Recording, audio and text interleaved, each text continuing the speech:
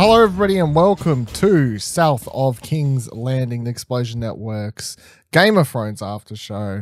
My name is Dylan Blight. Joining me on the show, Ashley Hobley. Hey Dylan, excited to be here this week to talk about how if you can't look after a pet, shouldn't have a pet. How if you can't have a pet, just send it off with the first woodsman you can meet. Get rid of that pet. Or as I tweeted, if you don't boop the doggo, should you even have the doggo?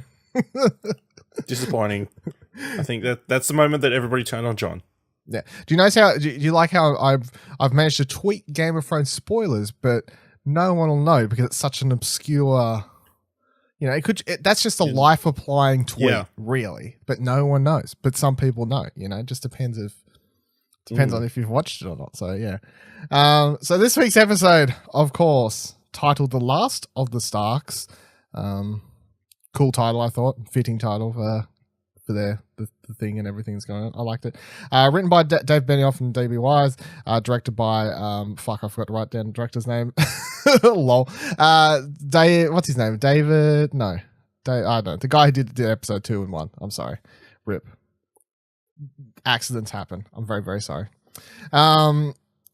Nonetheless, this week on the show, we get to quickly... David Nutter. Thank you, David Nutter.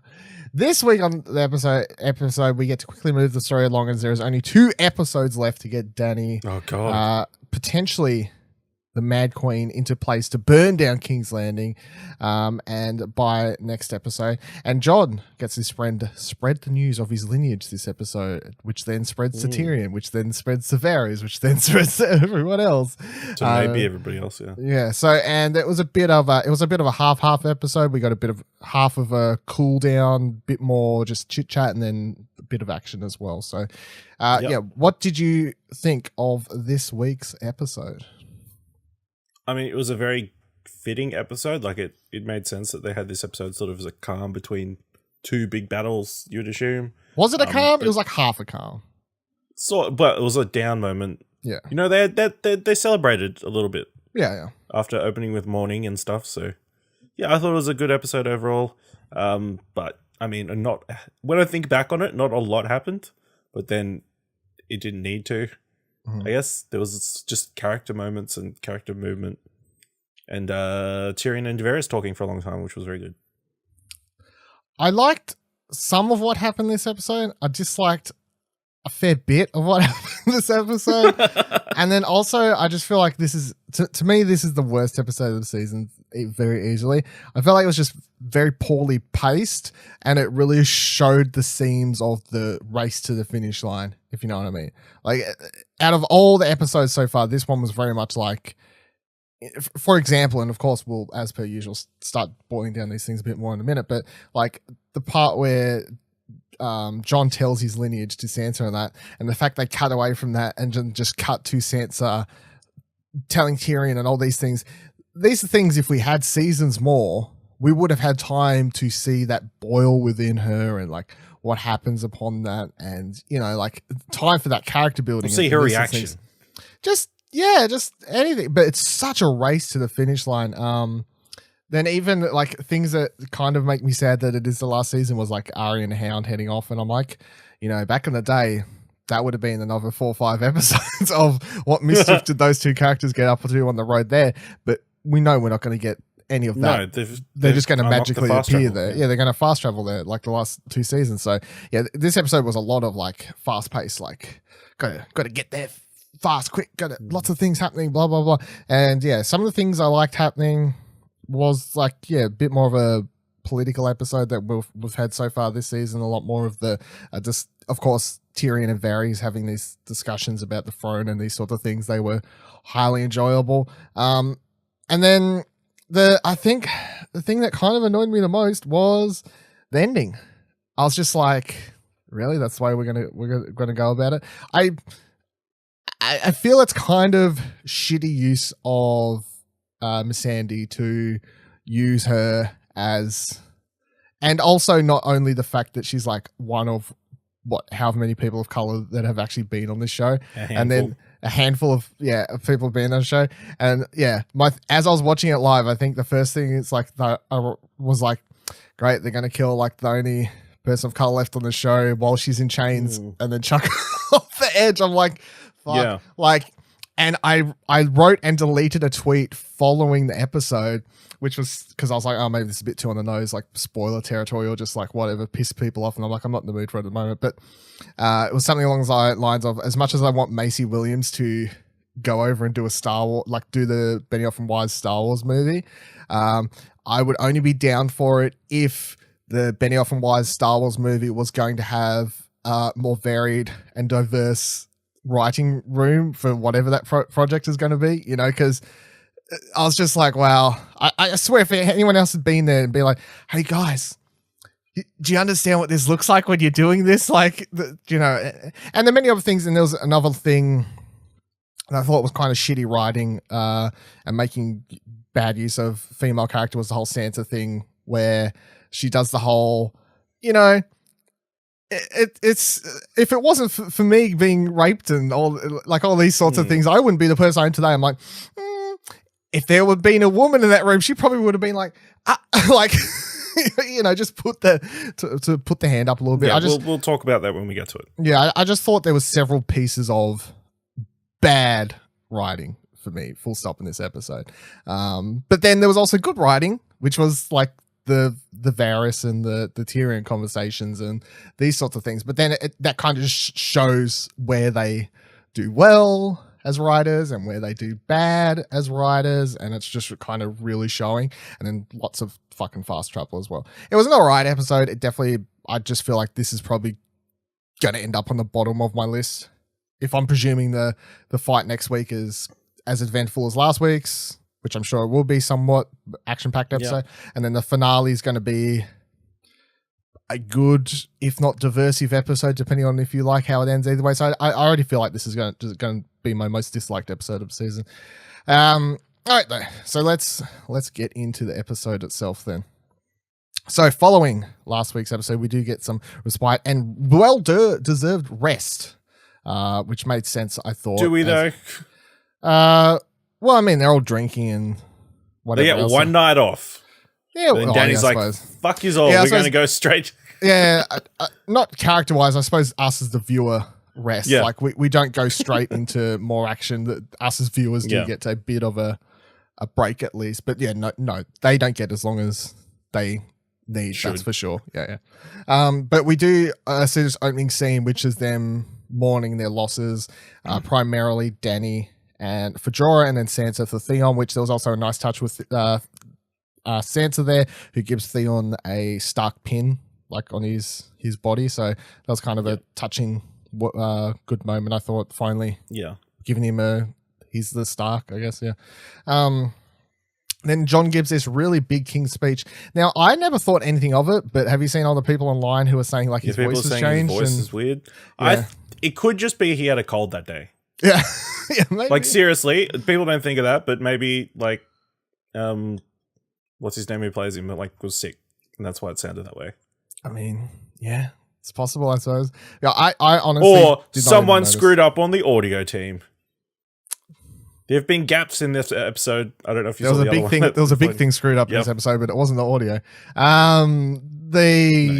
So, yeah, he gives a big speech, and it was a good speech, a very kingly speech. If he purposely changed his voice, people are theorizing that it was an acting or directing choice or whatever, that have him sound a lot more regal, I guess, to kind of set up what a lot of the storyline for this episode is, which is, Danny feeling threatened by Jon and these sorts of things. So if it was an acting and directing choice, then it works, I suppose. But I just thought it was a good speech. I didn't notice his tone of voice particularly changing at all there. It sounded a little bit deeper, but that was... He was just screaming at White Walkers and whites and you're screaming, you're shouting at this dragon that's about to kill you, you throw out your voice. That's why he threw out his voice with the last scream at that dragon. Yeah, that's funny. Then they light up all the... I don't really know what you call these things. Bonfires, things, I think. I guess, some sort of thing like that. Lot of pyres. Lots and lots of They bodies. stacked them up. Quite well. Yeah. Yeah. Leave the best on top, though. I guess. Yeah, I suppose that's how it works. So following this scene, we do go to this banquet scene, which, as I was saying before, is a hefty part of the episode, I'd say. Quite a long part of the episode. So they're in there and their celebrations are happening, much drinking. Dany, no, there wasn't. It was super quiet at the start. Oh, at the start, you're right. Yeah. At the start, it was very awkward and stuff because everyone didn't know. I suppose it's because, like, if you're, like, Dany's not up there like, hey, everyone, have a good time, drink them, and these sorts of things. So it's not until that tiebreaker, the icebreaker moment where people are like, oh, it's okay to celebrate somewhat, because up until then it's kind of a very dour scene that's happening. But Gendry gets up at one point to go look for Arya. Find Arya. And then the Hound knows what's going on. Yeah, he knows what's going on. Then Dany calls him out and it's like, you're the son of Baratheon, aren't you? All these sorts of things. And Jon ends up can't keep a secret. No, well, I don't know if he told her or who would know even tells her, but then she ends up making him Lord of what the fuck? Storm's End. Storm's End, thank you. Lord of Storm's End. So that's Gendry, and he's like, no, I can't be because I'm bastard and all these sorts of things. So, and then I feel like she's doing it to half win favors, half absolutely like have him on her side, but also just kind of get everyone there. Like, look what she did for Gendry. Like, she's good. Like she's trying to earn respect and favor from the Northern men, that's for sure. Because then following that, she's like, and 3 cheers for Arya, the one who killed the Night King, the hero of Winterfell, or whatever she says. So she's definitely trying to icebreakers here and get everyone to kind of be on her side a bit more. So Gendry then heads out and he finds Arya, who's out shooting arrows, and tells her the news of what's up. And then her form of celebration, apparently. Yes. Well, it makes sense for her character, I feel. I couldn't imagine Arya, the character that we now know, sitting in there just being like, cheers, everyone. I'm going to get drunk, blah, blah, blah. She had her one night off where she got with Gendry. That was her one, like, break of giving herself something, like, I'm going to do something for myself. But she's she's an assassin now. She's not in a lifestyle, I don't think, to get drunk and party and these sorts of things. I guess not. She's focused on the next thing, so... Yeah, the mission's not over. She knows that. There's one battle won. It's not over and done for, though. Like, it's a big battle, though. It is a big battle, but she knows that's not over. She knows there's more to come. So Gendry gets down and asks her to marry her, which, I mean, awkward scene. You knew it was going to go bad. You knew it was going to go bad, so it's a very awkward scene to watch happening, because he's going to get turned down. And she does turn him down and says, any lady would be lucky to have you, but I'm not a lady and I never have been. So... it made sense for the characters. I was just like, oh, Gendry, dude. Like, have you been paying attention? Arya's not that girl. Like, come on, dude. So then I presume he goes and wanks off for the night and has that beer. I know, maybe he does Torment. Yeah, maybe. Maybe. Back in the hole, Tyrion and Davos are discussing the Lord of Light and how he's fucked off now. I thought it was like kind of a throwaway thing, but then after the episode, it was like a bit more of a kind of a line wrapping up that storyline somewhat, because obviously Lord of Light's been important throughout the whole season somewhat, but then it's like, oh, the Lord of Light was only ever interested in the Great War, or what he, the war of the elements, really, the war of the magical, the war against the dead. Yeah, the war against the dead. But Lord of the Light has no fucks given to the squabbling of all these people, because it doesn't bother him or affect him. So that's kind of how I guess I took that. Tyrion tries to speak to Bran, then Bran's all weird again. I mean, it's just a continuing thing every episode, isn't it? I thought Bran was pretty good this episode, actually. Like, pretty... His creepy level was way down. It was way down, but it's still the first thing we see. He's like, I got this chair. It's fucking wicked chair. It was built from this design, 1,000 years old. Fucking sick wheelchair, mate. Tyrion, like, Tyrion asked. Yeah, Tyrion's like, yeah, okay, cool. Do a burnout. Then so Bran takes off at this point. And then Tormund starts talking up Jon's ass, basically, and also trying to get him really drunk at this point. And while this is all happening, Tyrion is over drinking with Jaime, Pod, and Brienne, and they're playing, I guess, a version of Truth or Dare without the dare. So it's like a game of truth. Never Have I Ever. I thought Never Have I Ever. Yeah, whatever variation of that. Some variation of that. Pretty much where you just ask questions about them. Yeah. And if it's yes, they drink. If it's no, yeah, they don't drink. Yeah. Yes, something like that. Yes, some form of that thing. And then they're playing it for a bit, and even Brienne's taking part, and then Tyrion kind of ruins the whole game by calling out and basically calling Brienne a virgin, which I was like, it's a bit mean. Don't know why he had to go there. Yeah, that seems an unnecessary step. Yeah. You're having a good time. Kind of ruins it all. I mean, I feel like he brought it up because he thought he was doing something to help his brother be a good wingman, I guess, but not really. And he was, apparently. I mean, yeah, it turns out well, but yeah, nonetheless. But she gets off and she takes off. Jaime soon follows after her. And then at this point, Tormund is also finally realizing what's up between Jaime and her. And Tormund's a bit upset about what's happening. I like my favorite part that made me actually laugh out loud is as they're all kind of getting up and Jaime's taking off after Brienne, and Tyrion's getting up to leave the table, and like Tormund's standing there heartbroken at this point, realizing what's happening. Tyrion just pours the rest of his drink into Tormund's drink and just walks off. I thought that was quite funny.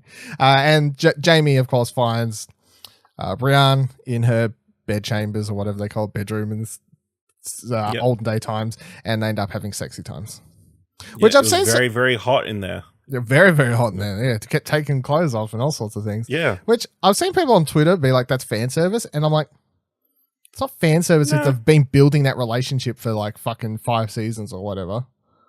Yeah, you know, I don't feel like it was fan service. I feel like they got there in the show's own terms. And like, there's a difference between fan service and just like fans thinking something's going to go some way, and it so happens that the show like happens to go there as well, you know? So like, just because people were shipping the characters doesn't mean it's fan service if it was already being teased. Planned. And people were shipping them because they were teasing it throughout the seasons, of course, like they had feelings. And yeah, that was good. Like the kind of gets ruined shortly after, further in the episode, but it was good for now. And while all this is happening up around her, we have this good scene where Dany's like looking over, seeing it, you know, Tyrion and all these people drinking, talking, and whatever. She looks over, she sees Tormund fucking trying to get Jon drunk and talking about how he's so cool for riding dragons and, you know, all these sorts of things. And then I like the way they shoot it because they cut it together. You can very much tell that Dany's like, everyone's, who do I trust? Who's out? You know, like, Jon's going to fuck me over. Like, Tyrion's going to fuck me over. You know, these sorts of things, very much playing into that, I felt. And then she gets up and she leaves the room with Varys in tow behind her. But yeah, this is the first of many parts throughout this episode where it's like this. And there's another thing. It may work for some people. For me personally, it feels very rushed. This episode very much rushes to get her to Mad Queen level, whereas I feel like it's a little bit like they've been slowly like teasing elements of it prior to this, but this episode's like, and we're there. She's the Mad Queen now. You know, like. They're like, look how conspiracy theory she is about everyone in the room and all these sorts of things. Yeah. And they really want to get her to that stage. And although I like the way they shot it. I was kind of convinced they were going to get her to start hearing voices or something like halfway through that scene. There was just one shot where they sort of like panned onto her. I thought like either she's going to start seeing shit or Jon wants the phone. No, he doesn't. Jon wants to take the phone from you. No. Yep. Going full fucking golem or some shit. So she gets up.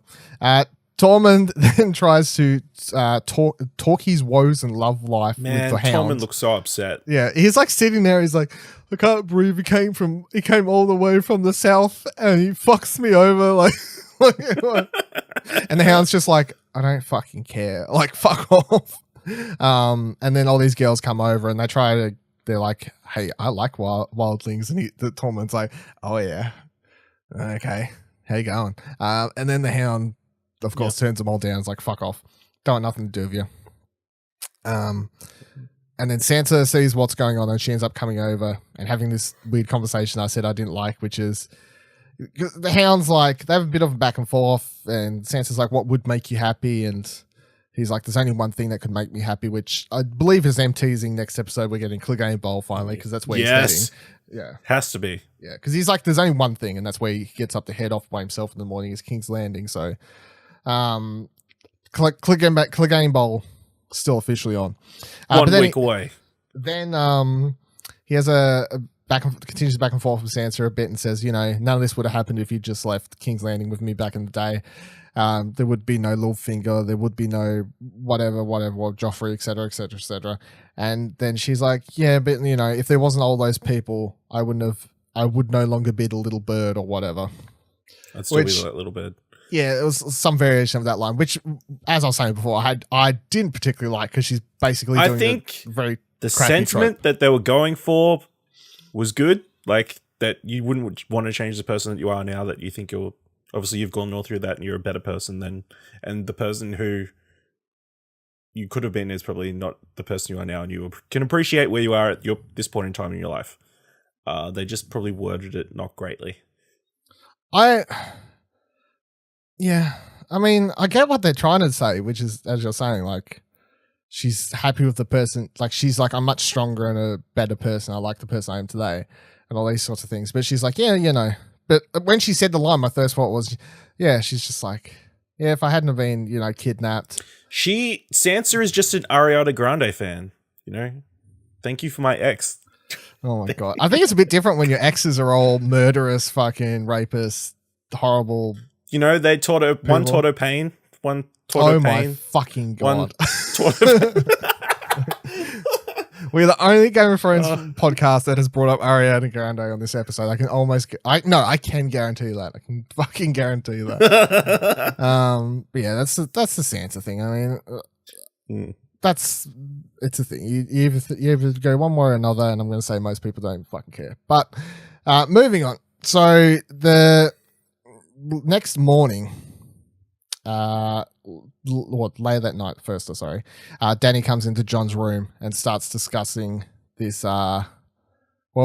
She comes in, they start discussing Jorah for a bit, and then he's like, he loved me, blah, blah, blah, blah, blah. And she's like, but I couldn't love him. Not the way I love you. At least she admitted it. Yeah. That he loved her and she didn't love him back. Yes. In the same way. Not the way that I love you, Jon. Not the way that I love you. So he was definitely in the friend zone. Not the way I love you, Johnny. So they begin making out for a bit, but then Jon pulls away. Then she begins basically asking him to swear to secrecy about his lineage, but he says he has to tell his sisters at least. And then she's like, "No, you can't tell anyone. Swear." Because Sansa totally given her a stink eye. Yeah, she's the banquet. All through the banquet, and he's like, "No, she won't like it." Blah blah blah blah. And he's like, "But you're my queen. I don't want the throne. I need to tell them, their family." And she's like, "No, you can't, because it doesn't matter even if you don't want the throne. It'll still start turning people on me, basically, and people will want you. It's gonna." She's basically saying, even if you don't want the throne, if people know that you just in this world's rules, because that is Jon's thing. He doesn't want stuff, and he keeps getting given it. Yeah, he doesn't know anything. He doesn't want anything, and he doesn't want to come back alive. Moving up, getting pushed up. Yeah, But then he says, "No, I got to tell my sisters," and then Dany puts on a real serious, angry face and basically leaves the room with him to storms out. Yeah, to think about what he's got to do. The next morning, or day, whenever it's taking place, we learned that they didn't suffer as big a losses as we had assumed the previous episode. Because we thought last episode that they pretty much lost all of the Dothraki army, pretty much all of the Unsullied, and whatever else was left was probably just the Northerners or something. But the way they shot it seems like the Unsullied were all basically fodder. The Dothraki all charged off, and 10 soldiers managed to come back the way they shot that episode. Yeah. But now they're like, we got half the Dothraki left. We got half the Unsullied left. And I'm like, do you though? Do you? You don't know how many pieces they took off before the camera came on. Yeah, I know. It's just it's not going to keep me up at night thinking about it, but it was just one of those things where they said, I think the biggest thing was, once they took away all the soldiers and people they lost from the battle, when they're like, so now we're on par with Cersei's army. I'm like, fuck. That was the biggest, because you really, I personally felt like their losses the previous episode were a lot bigger. And then now that they're like, we're now on par with Cersei, and she has the Golden Company as well. But that makes both sides even now, apparently, with her having the Golden Company and us losing this many people. I'm like, fucking... I didn't see that many people, but whatever. It's just one of those things. They were on the other side of Winterfell. Yeah, maybe. You know, in case they came around the other side. So yeah, it's one of those things. It's fun. It's much like, you know, Star Wars Episode 5. It's like you only ever see like 20 people at the Battle of Hoth at the start, and then they're like, yeah, but there was way more. there was way more. There was outside the camera angles. Yeah, there was a lot more going on. You just couldn't tell. So then Dany basically says that she wants to move on Cersei's army ASAP, but Sansa starts saying, you know, people want to rest. We just had a massive battle where we pretty much all nearly lost if it wasn't for my fucking sister, eh, mate? And, you know, people want to chill out. And then Dany's like, well, how long for? And Sansa says, I'll have to check with the captains or whatever. And then Dany's like, well, I came up here to help you, blah, blah, blah, blah. But now you're going to turn your back on me. And then Jon kind of cools the situation. He's like, no, you'll get what's promised. We're going to help you. No worry about it and all these sorts of things. But every time Dany brings up this thing, I'm like, what are you on about? Like, they're being reasonable. Yeah, you don't want to go into a war with a half tired army. Exactly what you just said. Just let them fucking rest. Calm down. Like, do you want to win or not? And then also B, what do you mean she always makes it like she's doing everyone a big favor, but like, if she went to King's Landing by herself and lost, or say she won there, right? And then up here, the dead walk through and they take over everyone, and then they come through and wipe out her, then who would have been the fucking idiot? You know, like, I feel like the battle she fought wasn't really helping anyone out. It was like helping her out as well. It was necessary. It wasn't a favor to anyone. So I was like, fucking hell, Dany.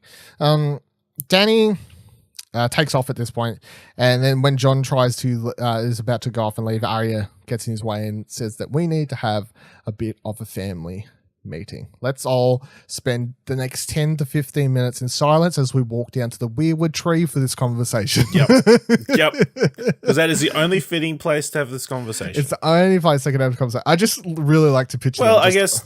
Is there might be a privacy thing? Are there I'm pretty sure, in the weirwood? No, anyone can go there, I'm pretty sure. But I just like to think it is a privacy thing, and it's also they've set up this cool location this season. They just keep using it over and over. Bran is really fond of that tree, and you know they want to cater to Bran.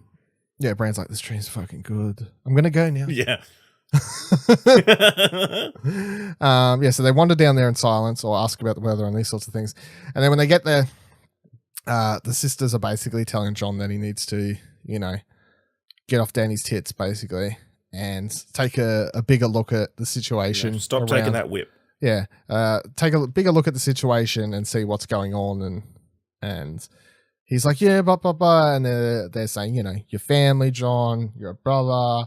They're using the word family, brother quite a lot, which of course every time they say, he's like, winces a bit. He's just like, but we're Jon not. And Bran sharing but then at the same time, they're cousins, aren't they? Well, they would be. Yeah. Like, they're still family. He's technically half Stark. Yeah, but they're still... It's not... He's like, family. They're still related. But I'm not your family. I'm like, but you are related.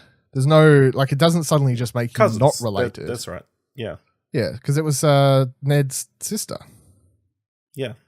So they just gave Theon a freaking pin and like he's part of the family. So I'm sure you, who was also raised with them for your whole entire life, are part of the family. Yes. God. So it's not just about blood, people. Yes, that's the message of this show. It's most definitely not just about blood, people. And then after all that, Jon swears them both to secrecy. It's like, Arya, swear to keep a secret. She's like, yes. Sansa, swear to keep it a secret. She's like, yes. We all know she's not going to. Yeah, we all know she had her fingers crossed behind her back. Yes, 100%. And then he's like, okay, good. Now that you've all sworn at secrecy, Bran, tell them what's up. And yeah, we don't get to see what happens, which I find was probably one of the, if not the most disappointing cut scene. I can understand why, but I would have liked to have seen that scene. I feel like it's only cut because, as I said, they're racing to the finish line, and they're like, well, the best way to get there is we'll cut here, and then next time you see Sansa, she'll be. But you know the information. Blah, blah, blah, blah, blah. Yeah, I know. The reaction is just for us. Yeah, but I would have liked to have seen their reaction because they're main characters, you know, and I would have just liked to have seen it, but nonetheless. So then we get this scene where Bronn. This is the stupidest scene in the episode, as far as I'm concerned. Bronn sneaks in as Jaime and Tyrion are drinking in a bar or somewhere or whatever's happening. And he comes in and is basically like, I'm part of this show. Remember, I got the fucking crossbow. I was going to kill you. And Tyrion's like, I'll give you high water as long as we win the battle. And he's like, cool, no, high guard, whatever. He's like, yeah, cool story. And then he walks out. I'm like, what a nonsense waste of fucking 5 minutes this was. No one fucking cares about you, Bronn. No one cares about your fucking story. None of this is important. None Bronn of this is a great character. We haven't seen him for 3 episodes. He has been he's been a great brooding over this decision. Fun. Waste of a scene. Absolutely waste. Worst scene in the whole episode. I know. Not if Bronn does something in the next 2 episodes, you know? Right. That's the only way. If he shows up and does something relevant at the fight and decides to turn, but the way he leaves it, because Tyrion's like, do you want to come fight for us? And he's like, no, my fighting days are over. And then he fucks That's what off. he always says. Yeah, we'll fucking see. We'll fucking see. If he doesn't, this entire scene was useless. If the next time he turns up to episode 6, just walking up to Tyrion and being like, hey, whoever's king or queen now or whatever the fuck's going on, give me high water, or I don't know. Like, if I don't know, just waste. Like, it looks like they're losing and he decides to shoot one of them, because then he's guaranteed that Cersei will give him stuff. I guess, yeah. But the best, I saw on Twitter someone for this scene just put that Simpsons gif, you know, of the grandpa where he walks in the door, puts his hat on the thing, turns around, picks the hat back up, puts it on, and walks out the door. You know that gif that everyone, that everyone uses. It's like Bronn this episode. I was like, what a fucking waste of a scene. Absolutely nonsense. It was great. It was hilarious. You know, he needed to collect that last paycheck. Get out of here, Bronn. No, I don't care. So then we go to the next morning and everyone begins heading off on their journeys. The Hound leaves alone, but then bumps into Arya and they have a conversation about, he's like, I'm going to King's Landing and I don't have a plan to come back. And she's like, funny, because I'm going to King's Landing. I don't have a plan to come back. So now they head off on a mini series that I'd like, which is called Hound and Arya make their way across to King's Landing. But I'm not going to get it, which is quite disappointing. But that's where there's always fanfic. Yeah. Also, it's worth noting that Arya is so fucking quiet, even her horse makes no noise. Because she sneaks up on the Hound. So then John also. I don't think the Hound's great at hearing. Maybe. To be fair. He's got half an ear burnt off or whatever, so probably. Yeah.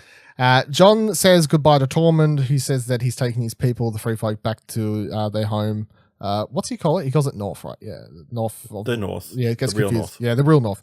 He says he's taking back there, and John tells him to take Ghost because Ghost deserves somewhere better, blah, blah, blah, blah. Doesn't even pat. To be fair, Ghost deserves somewhere better.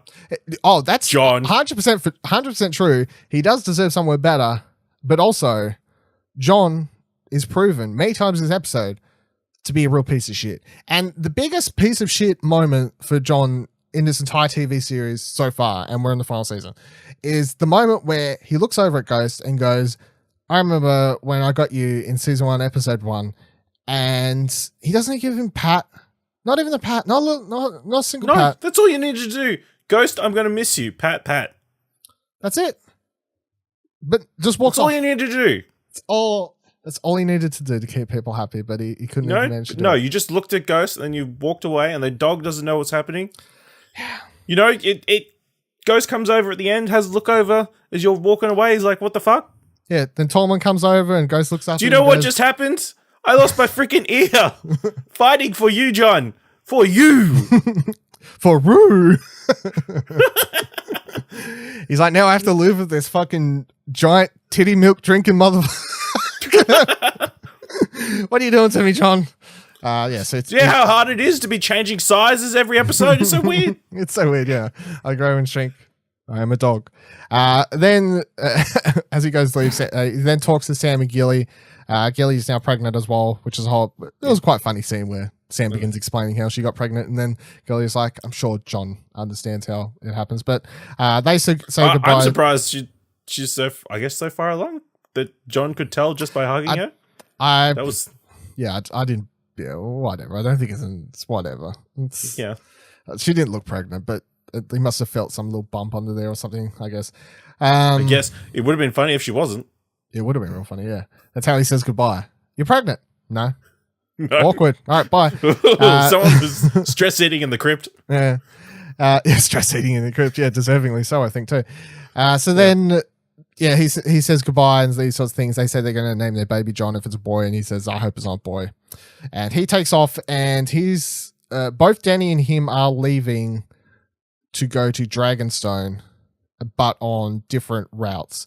So John is taking the high road with half. It was like half of the army, I guess. It was like most of the Northerners, that sort of thing. Yeah, and he's leading on horse and carriage. I guess the Dothraki, they don't want to be on boats. Yeah, and the Dothraki, they wouldn't. Yeah, that's true. Even though they got over it once, but come on. And then we get Dany, who's taking off on her dragons now, and she's heading off. She's heading off and leading the boats that they brought over with the X amount of whatever army, I guess. Like, they're taking a couple of boats.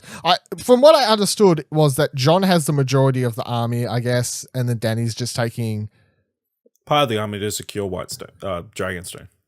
Yeah, like they're just she seems to be taking the small amount of whatever, and the dragons. So she takes off, and then we get Sansa, who's looking over and before they go. Yes.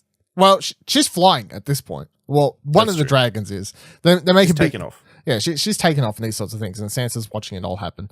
And then Tyrion comes up and begins talking to her because Sansa looks visually distraught. Really, Tyrion can tell that something is bothering her quite a lot, and he presumes it's about Dany, which is kind of half true, I guess, to a point. And he starts saying, you just got to learn to get along. Why is it so bad? You'll get to rule up here, et cetera, et cetera, et cetera, these sorts of things.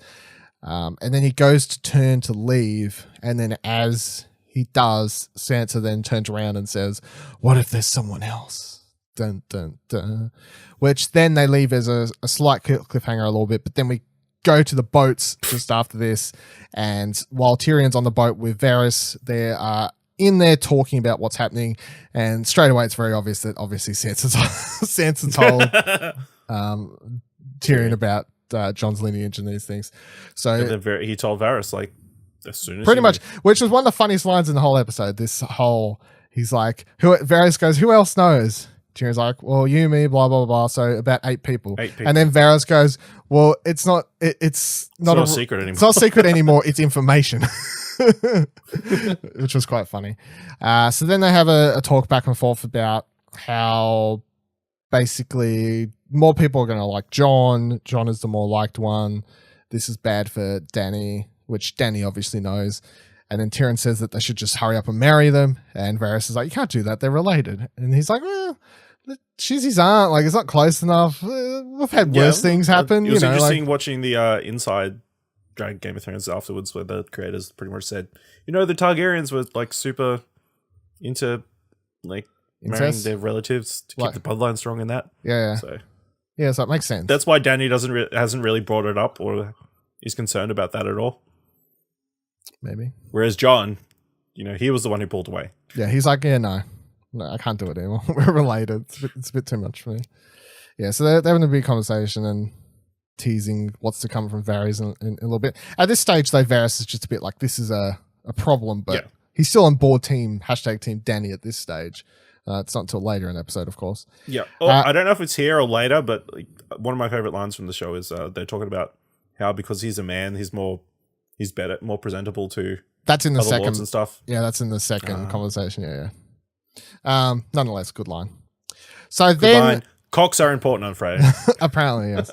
So then out of nowhere, above, as Dany's riding on her dragon, and also just so everyone knows, I've officially given up on ever trying to remember the dragon's names or Drogon and dead one. Rhaegar. Whatever. Yeah. There's only one left. It is that dragon's named after Jon's father. Oh, and he died just like Jon's father. So out of nowhere, a spear comes, hits a dragon, another spear comes, hits a dragon. A very shocking moment.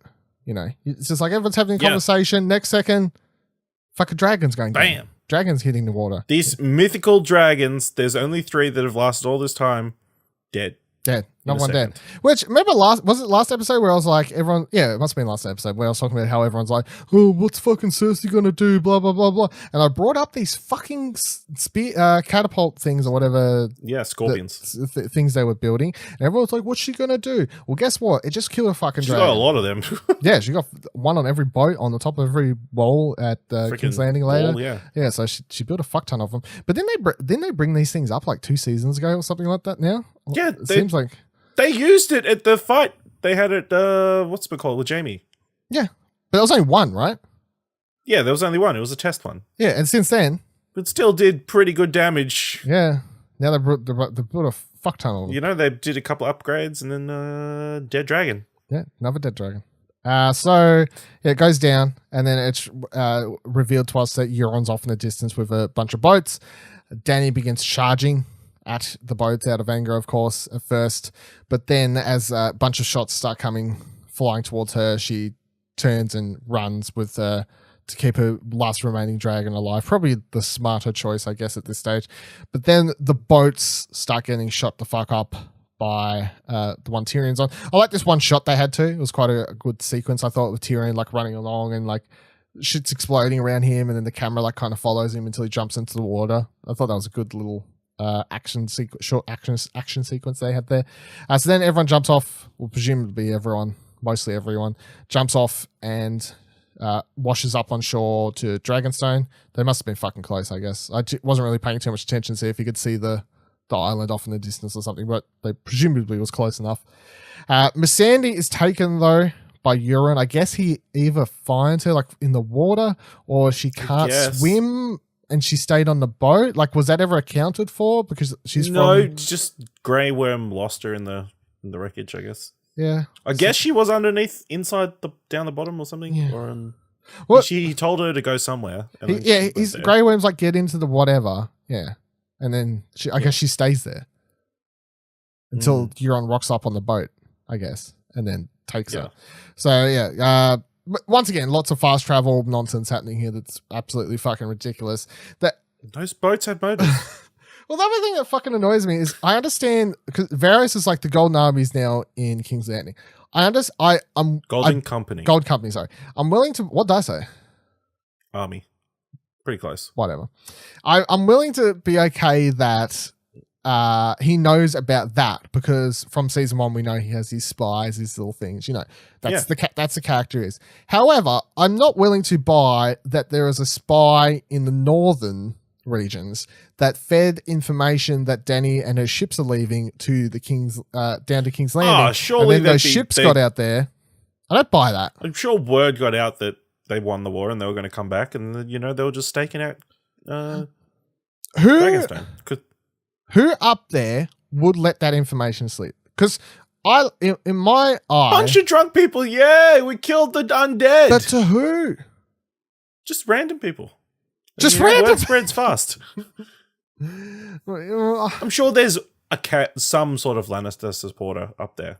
That's what I honestly don't believe there is, because we know the Northerners are so like just at the border.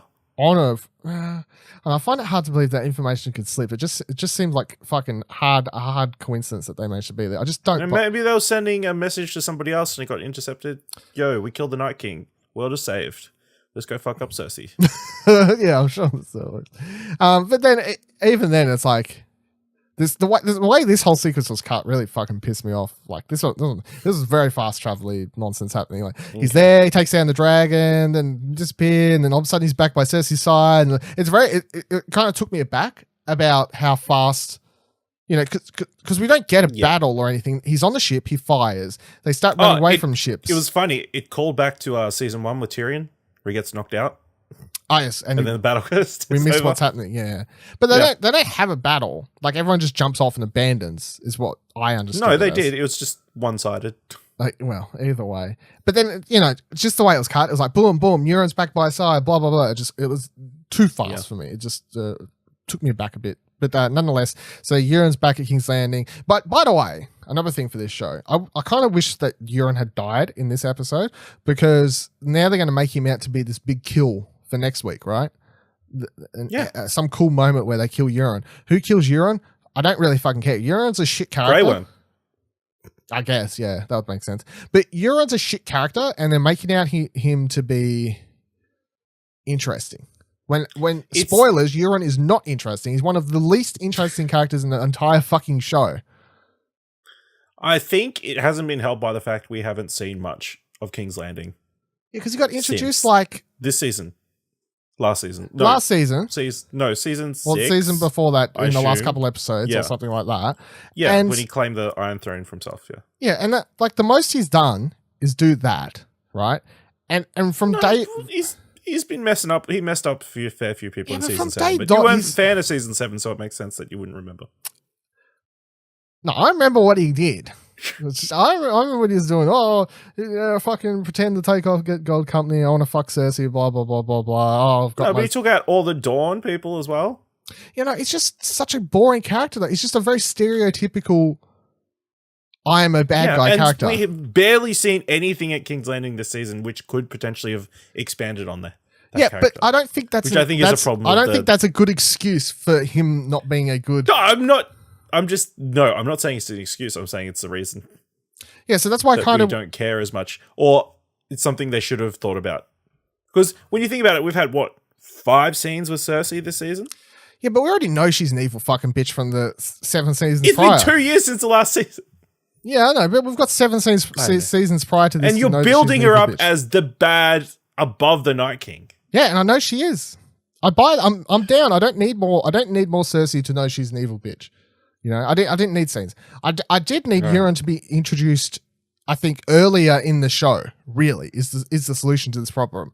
They needed to have introduced that character earlier in the show and built him into being what he was. Because he was introduced and then very quickly just like betrays, takes over Iron Islands, blah, blah, blah, blah. There was no build up to that, really. And now the couple of seasons passed and it's just every time I see him, he's just the sleazy fucking dude in the background and all this sort of thing. I'm like, I guarantee next week when he dies, if he dies, I presume he's going to die. They're going to make it out like, yeah, fuck yeah. But it'll be the least satisfying bad guy death in the show, I think, for myself, period. Because most of the time, the bad guys that we get, quote unquote bad guys, whatever, that are killed in the show are people that when you do finally get seen killed, you as an audience member are like, fuck yeah. Because it's been built up that they're, you know, you really hate them to a point, most of the bad guys in the show. When he dies, I'll just be like, whatever, don't care. Like, just, you're boring. Bye. Goodbye.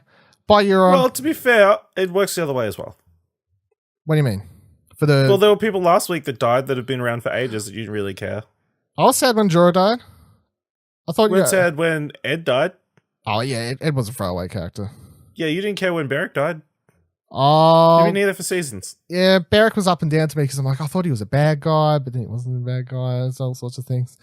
See? But you need the bad guy deaths to be more like, I don't know. I just feel like they're trying to be like, yeah, he's going to die next week and he's going to enjoy it. I'm like, yeah, but guess what, HBO? I'm not, because I don't care because he's boring. Well, there's going to be other deaths for you to enjoy, so... Yeah, Cersei's hopefully. Fucking bitch. At least he'll die and not be on the show anymore for you to be annoyed by. Yeah, they should have killed him this episode. They should have had a skirmish. They should have killed him, got him out of the way. You know? They don't need him. My biggest problem is, what is he needed for? The boats. They don't need him to lead the fucking boats. Fucking shitty ass, half ass pirate, Euron Greyjoy. Yah ha ha, and fuck off my show. So back at King's Landing as well, he after explaining they killed the dragon, all these sorts of things, Cersei does the whole thing that you were saying in the first episode or whatever, which is that she was like, yeah, and we're having a baby soon that's gonna, you know, you'll rule the seas and I'll rule the land. And it's weird how it's like, yeah. It's weird how you stuck way your dick in me along than it probably should be. You only poked me last week, but guess what? 3 months. That's how it works. It's like, fucking hell, the show. And I got magic sperm. Yeah. Funny enough, another thing too, to quickly jump ahead just because it's more evidence of this little thing, is when Tyrion later walks up to the wall, he's like, and for your children, for your baby, and all these sorts of things. But I just like to think Euron in the back's like, but he's too dumb to even realize. But if Euron was smart, he'd be like, how does he know?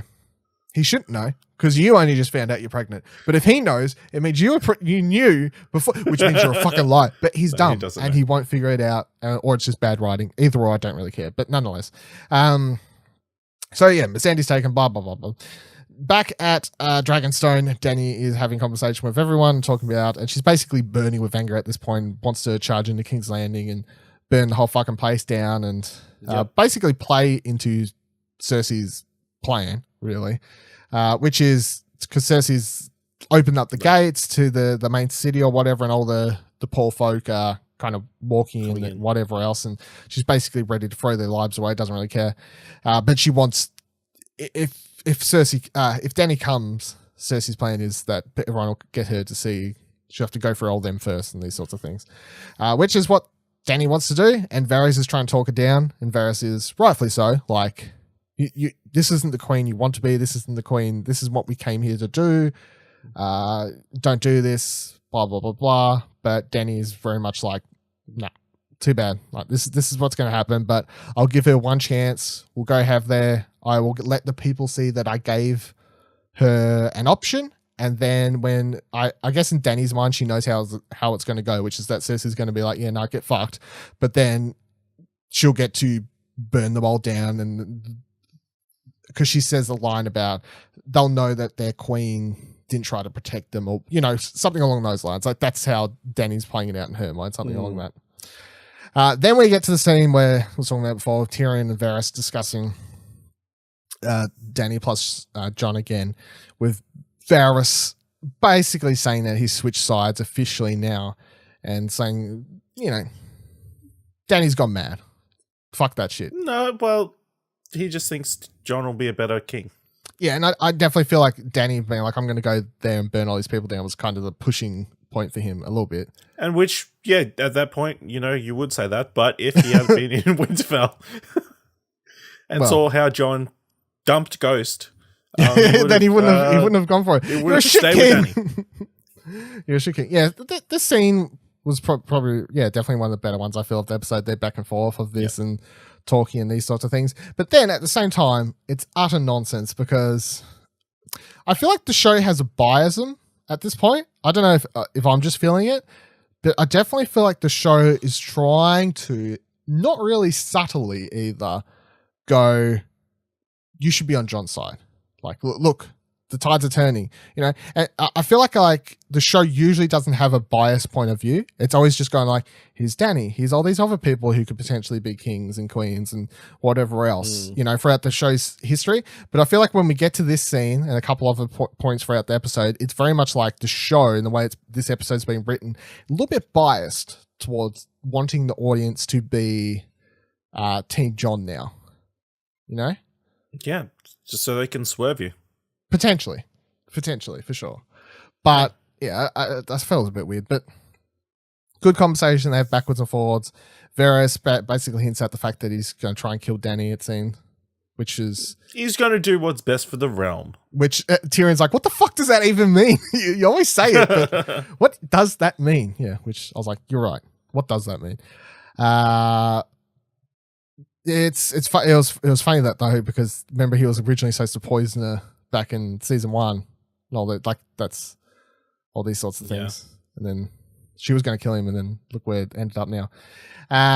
So then back at Winterfell, Sansa is spreading the news of the dragon's death and what's happening. And she's telling Brienne, and Jaime walks in, and Jaime gets the news as well.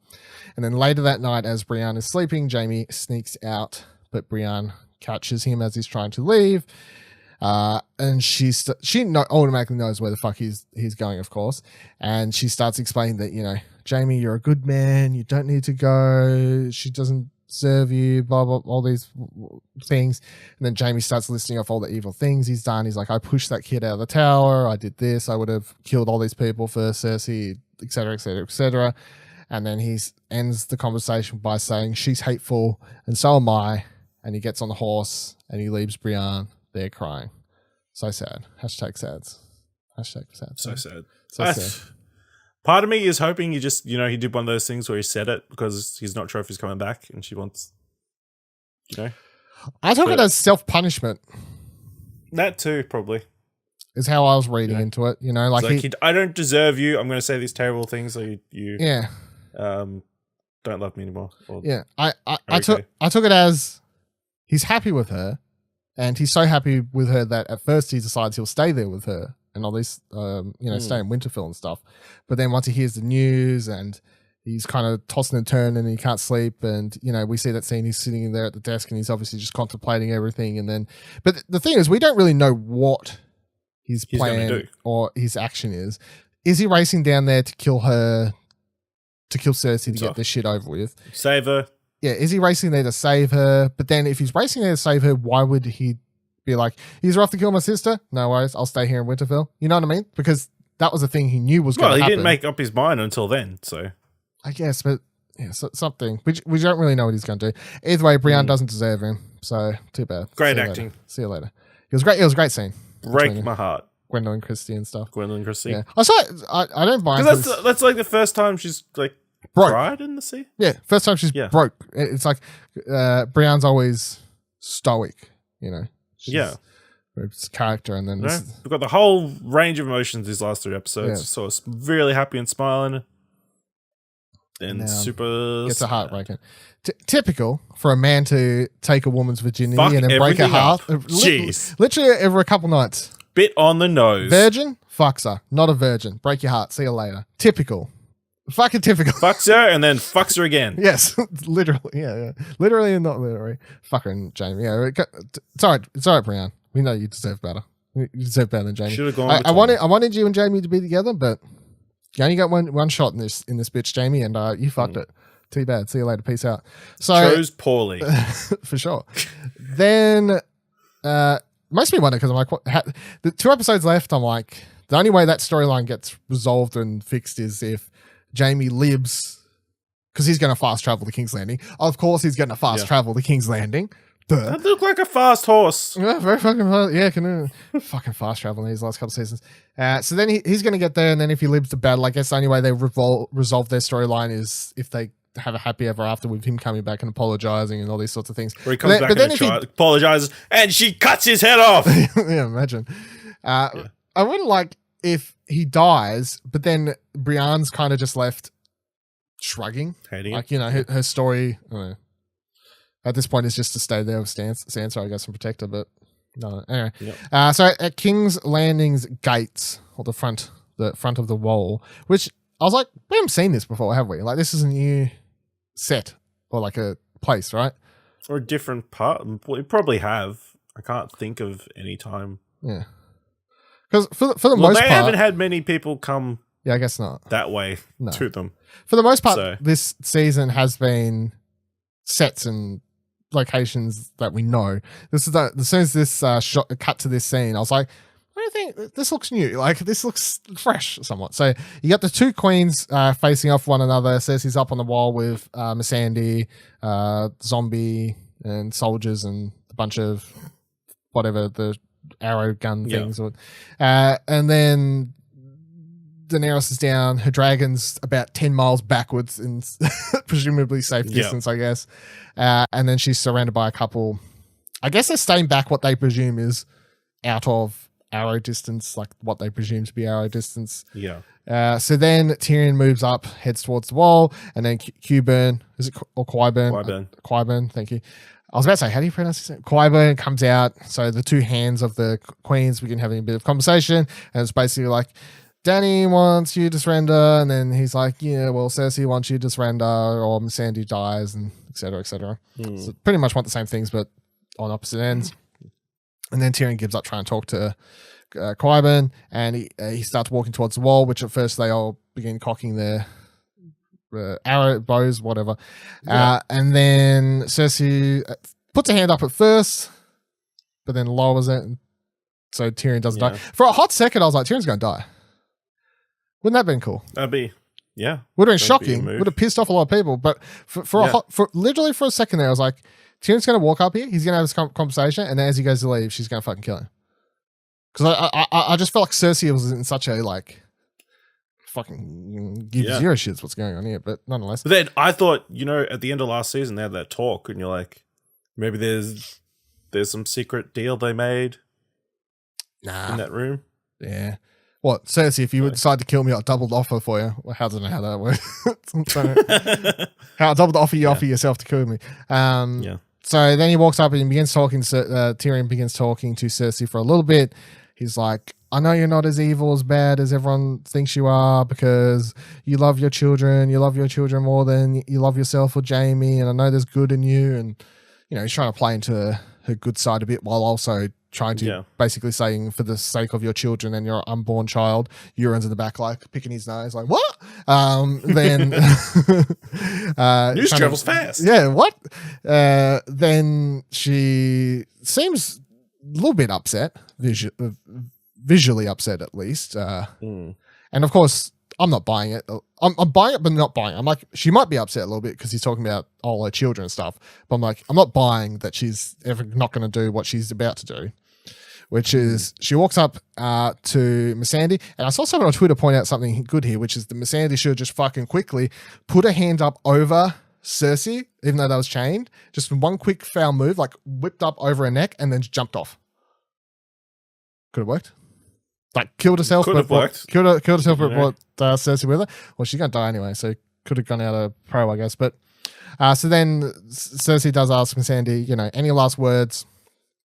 And although this was a cool moment, I still have, as I said, have thoughts about this whole thing. But then Missandei yells at Dracarys, which of course is burn them or whatever in fire.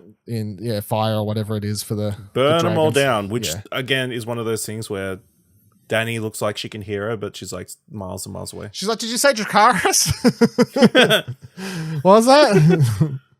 I thought Grey Worm and the whole way they play Grey Worm in this scene was quite good. Yeah. Good at least. I think like he's struggling between his, of course, emotional side plus his lifelong duty of training of army training or whatever you want to call it, and having to stand there and not chase after and these sorts of things. And then Zombie Mountain chops off her head, and at least they don't show it horribly graphically. They do it like kind of a bit. No, they cut away. So they cut to a wide shot. Yeah, they do. You can see the head or what is the head dropping off, and then Tyrion begins walking away, and then back to the people, and Dany begins moving backwards and charging through the men, presumably. At first I thought that she was literally just going to jump on a dragon and go for gold, but then we saw, if you watch the trailer for next week's episode, that's not what happens because, at least that's not what I think's going to happen because Jon turns up and all this. I know. We'll have to wait and see. She has to get fired back. I guess I don't know. Yeah. Her face at least looks like that's what she's going to do. Yeah. On the Missandei thing, I think it might have played better if it had been Jorah. It 100% would have played better if it was Jorah. If they had been switched, like Missandei had died in the crypt or something, and then Jorah is the one who's captured and beheaded. Yeah, it wouldn't be such a feel like a fridging moment. Yes, the people were, is it about race still? It would have been okay if it was Jorah, would it? Yes. The other thing is with the whole Grey Worm not dying last episode. That whole thing, it's like, well, that makes sense now because they want to give Grey Worm this emotional thing, I guess, to go through next episode. Which is interesting for a person who's been trained to not have emotions, but has slowly developed them over how many seasons? Yeah, I guess. I don't know. I feel like it was a really... I feel like they could have they're trying to give moments for this entire episode to just make Dany into the crazy...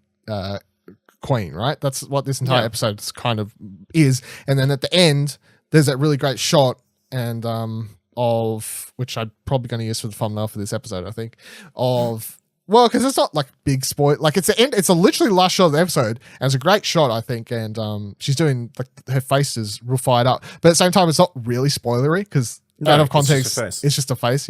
But that's a great shot, and it's like that last shot of the episode really does say, hey, crazy the queen is here. Crazy queen is here for sure. This is what she hasn't got anybody left. This whole episode they kill her Jorah last episode, one of her best friends, half like someone who loved her or whatever.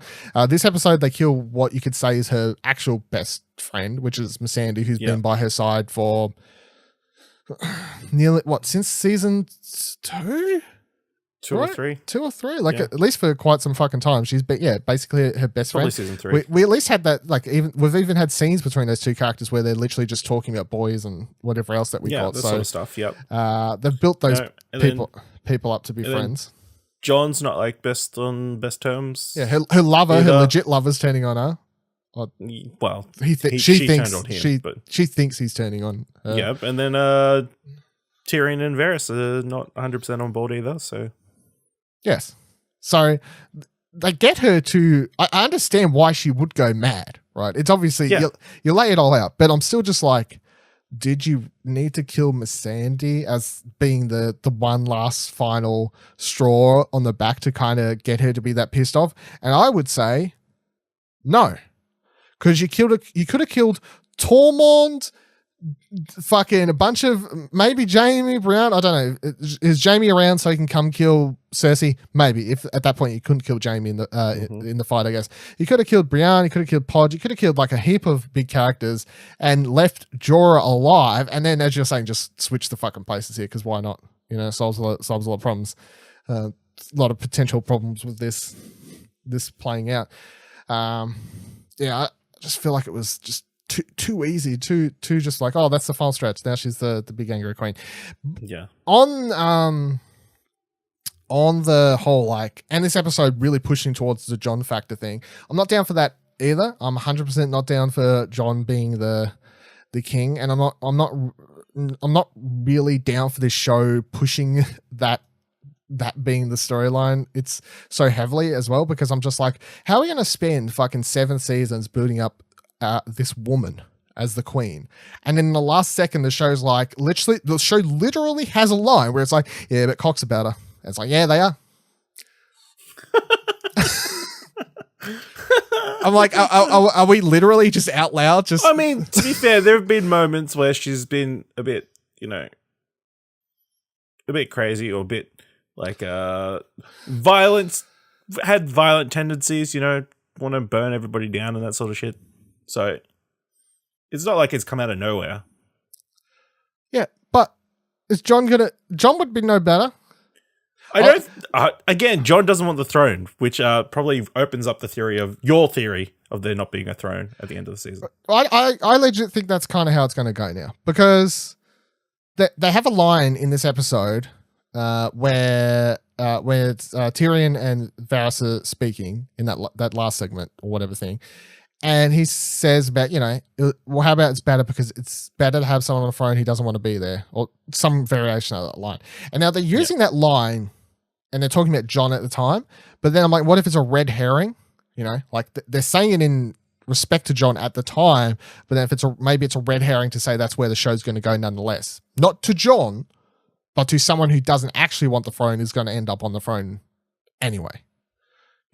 Could be a red herring there. Also, if moving into what we think is going to happen next week, because next week is basically potentially going to be, if we're following normal Game of Thrones terms, which is always that the second last episode of the season is the most epic, biggest, shocking episode of the entire season. Next week will be the biggest, shocking, most episode of the entire season. Now, of course, the last episode is probably going to have a lot of stuff happening in it as well, because it is the final season, but maybe following in normal Game of Thrones tradition, next week is still going to be the biggest. So we'll have to see. So following that, let's get into what we think is going to happen. Putting on the table right now, Jon Snow dies next episode. Nah. If I could change my predictions, I would. And I'd say that Jon dies. Now, the reason I reckon Jon dies is because they spend a good 5 minutes this episode having to say goodbye to a bunch of people. That's true. They have it was very heavy-handed of Jon saying goodbye to people and emotional moments. And, he gets to say goodbye to Tormund, who's been he gets to say goodbye to both of his 2 best BFF male friends he's had throughout the show, which is Tormund and Sam. Well, not his direwolf. Yeah, but still. I'm like, that whole scene to me, as soon as that scene was over, I go, Jon's dying next week. Yeah. That is a very good point. It is a bit of foreshadowing. It's very foreshadowing to me, is what I think for that. Yeah. So what do you think is happening next week? I think we're going to collect Game Bowl. Oh, come on. I reckon that's definitely happening. And I don't think the High Hound's going to do it alone. No, I think, no. I think they foreshadowed that a little bit too by sticking Arya next to. No, I think it's going to be a 3-way team up. Oh, who's the Grey third? Worm's going to want to get in there as well. Yeah. You reckon? Yeah, he's going to put a freaking spear through his leg. It's going to be great. Okay, yeah, because I was thinking after this episode, like Clegane Bowl's still on, but Arya's going to come in and help him out. He's a freaking zombie. You can't win in a 1-on-1 fight. Yeah. So I think that's going to happen. And I'd say that they're just kind of going to waltz into the city somewhat while stuff's going down, and they're going to just start their own little fight off on the side, I guess, somewhat, that sort of thing. Yeah. And then Euron's going to die. Mm-hmm. Who kills him? But Grey Worm? I think Cersei. Cersei kills him. He comes in super hurt or whatever, and Cersei's Quando tells him. She asks for help, and he's like, "I'm the father of your child," or whatever, and then stab. Yeah. Not the Maybe. I'd like to just see him go out by a random, just shitty way. Not even a big character. Just get rid of him. Pod was champ this episode. I'll say something else for a random thing I saw on Twitter after the episode was out, which I thought was an interesting theory to check out, was someone's like, Dario's going to be on the ships from the Golden Company and he's going to turn everyone. He wasn't on the Golden Company, was he? Yeah, but he could be. No, he was taking care of some city on the other side of the world. But he could be. There's fast travel this season, Ash, and last season. I don't know if you're aware. I mean, he could bring all the sellswords to come fight for Dany, I guess. Yeah, it's possible. So how do we think the fight's going to go down? Do we reckon it's just going to be the armies that they have now? Or are we going to... Because they hint at something I was talking about a couple episodes ago, which was, remember what I was saying, end of episode 2, I was like, the fight will end and then word will spread and then Dany will get a bunch more people to join him up. And they kind of hinted that this episode, they briefly say, more people will join us now that know what's happening. They're like, yeah, no, they're not going to though. But do you reckon there's a chance that we get some fucking scene where, over the hills, a bunch of people come and start joining the fight on Dany's side? Maybe, but I don't know how effective that would be. You'd be more like, who the fuck are they? Yeah, maybe. Probably. Unless they're just a bunch of people. And it's like, remember this person? I'm like, yeah, you're from season 3, aren't you? I kind of remember that face, but not really. Yeah, I know. It's the guy. It's Arya's friends. Yeah, Arya's the teacher at the start, and then the man with no face, no name, brings all these people over. That is Dario. No, I must be thinking of two different people. Yeah, I'm thinking of the guy that Dany was with. Yeah, I don't remember his name. Don't remember his name at all. But I think there's too many people. Yeah, there's too many people. So I reckon, nonetheless, I guess we're gonna have somewhat similar to last week's episode for the fight, which is maybe 10 minutes or 15 minutes of setup. One other thing. Yeah. It's going to be super well lit and no one's going to complain about it. Yeah, it's going to be in the daytime. We do know that, I presume. It looks like it's going to take place in daylight. Which, yeah, it would be weird to have both fight scenes take place in the dark. It'd be like, fucking come on. They already got rid of one dragon. There's your CGI a little bit saved. But they need the CGI for the city being blown the fuck up this next episode, I reckon. But, so I reckon you get 10 minutes of... Oh, that reminds me. Everyone teaming up. The goof that we talked about earlier, there was a freaking coffee cup in the middle of... I forgot. I was going to mention that. The banquet. There's a Starbucks cup. You didn't have enough money in your CGI budget to edit that out? Well, I think the most shocking thing is how many people watched the episode and did not notice that. Or they did notice it and went, no one will notice that. Because either way, it's kind of shocking because yes, someone will notice that. Do you know what people are like on the internet? Come on now. They would have noticed that if it was hidden, tiny as fuck in the back corner. Someone would have spotted that. And B, if someone did spot it and was like, nah, she'll be right, or we can't fix that, or something, I'm like... Really? You couldn't put a shitty CGI tankard in front of it? It's also someone's fucking job to keep track of these sorts of things, so someone's going to be in trouble. Who was in charge of that? They can't fire him, the shooting. Yeah, the script supervisor or the continuity person, yeah. Yes. Well, they can't fire them, so... No, not now. It's over. They definitely won't be on any of the prequel series, though. That's what I reckon. So I reckon the first 10 minutes we're going to have everyone kind of meet up and do a little bit of a planning and all these sorts of things. Then I reckon Dany, kind of building off what we've seen this episode, just is like, nah, fuck this shit. You know what I'm doing? I'm jumping on my dragon. I'm going to burn the city down. They charge in. She starts burning up the city. Dragon dies. Do you think Drogon lives at the end of the episode? He dies. Yeah, I'm definitely getting that impression. I reckon he does. I reckon he'll do enough damage that by the time he's dead, it's at least like he doesn't.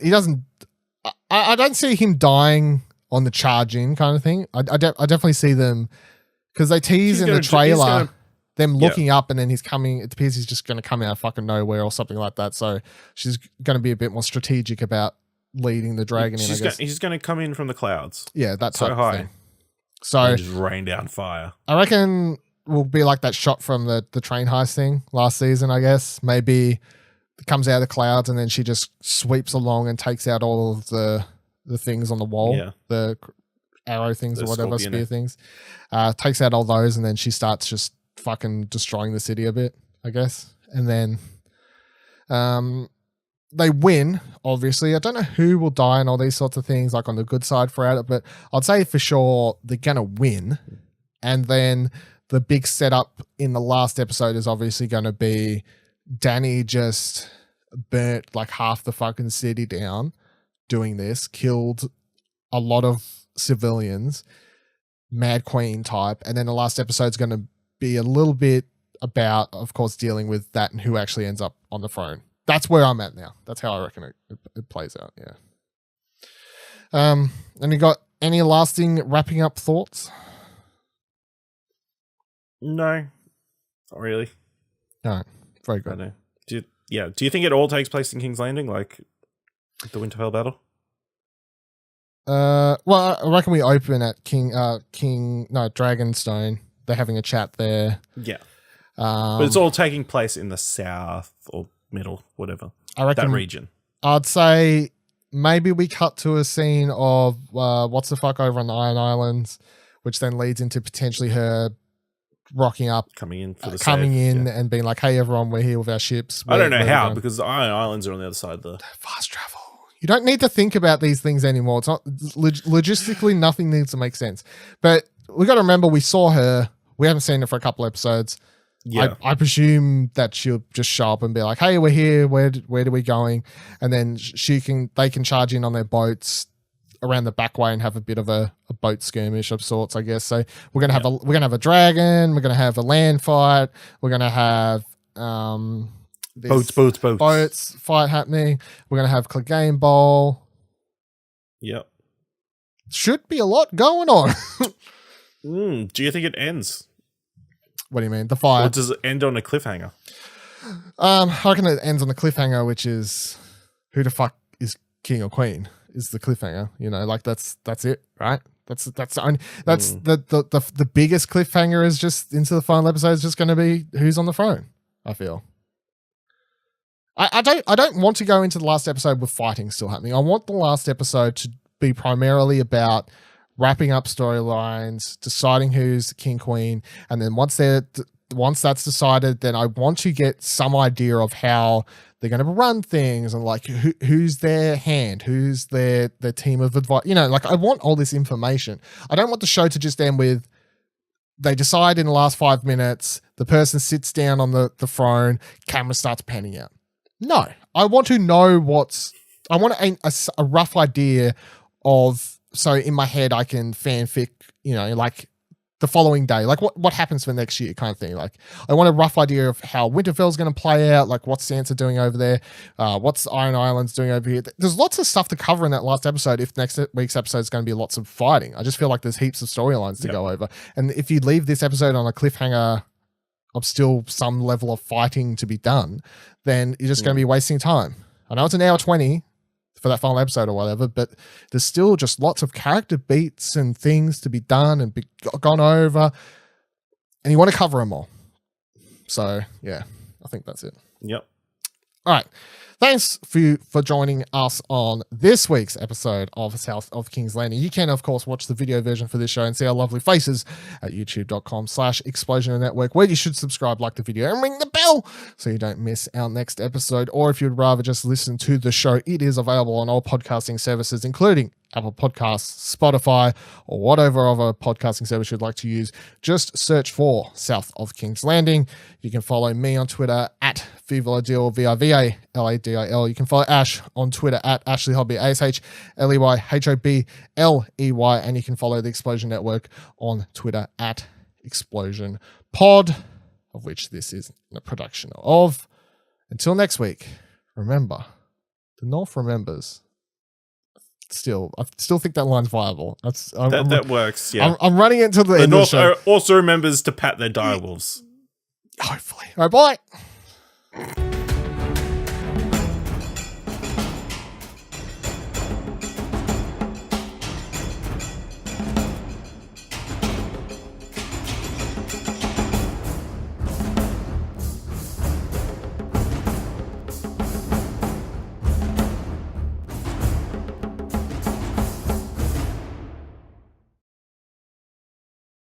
Catch up on the latest TV, online media, movie news, from the biggest comic book films to the biggest YouTube crazes to our local cinema scene, and then hear what we've been watching before asking the age-old question, what do you want to watch?